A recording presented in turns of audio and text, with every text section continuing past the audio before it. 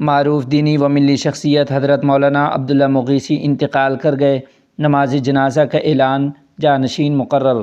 تفصیلات کے مطابق ممتاز دینی، علمی اور ملی رہنما، صدر آل انڈیا ملی کونسل اور محتمم جامعہ اسلامیہ گلزار حسینیہ اجراڑہ حضرت مولانا محمد عبداللہ مغیثی رحمۃ اللہ علیہ انتقال کر گئے ہیں۔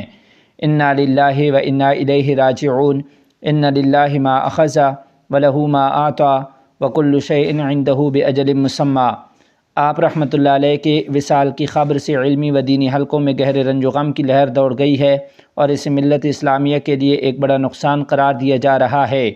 مرحوم نے اپنی پوری زندگی دین اسلام کی خدمت، تعلیم قرآن و حدیث کی اشاعت اور ملت کی رہنمائی میں صرف کی۔ بطور صدر آل انڈیا ملی کونسل انہوں نے ملی مسائل پر جرأتمندانہ اور حکیمانہ موقف اختیار کیا، جبکہ جامعہ اسلامیہ گلزار حسینیہ اجراڑہ کے محتمم کی حیثیت سے بے شمار طلباء کی دینی و اخلاقی تربیت فرمائی، جو ملک کے مختلف علاقوں میں خدمات انجام دے رہے ہیں۔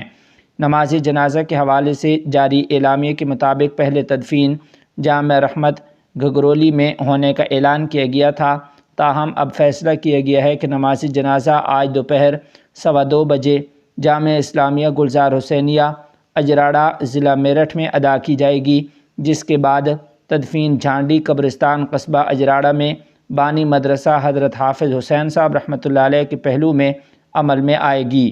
دریں اثنا حضرت مولانا عبداللہ مغیثی رحمۃ اللہ علیہ کے انتقال کے بعد ان کے صاحبزادے حضرت مولانا ڈاکٹر عبدالمالک مغیثی صاحب کو جامعہ اسلامیہ گلزار حسینیہ کا نیا محتمم مقرر کر دیا گیا ہے۔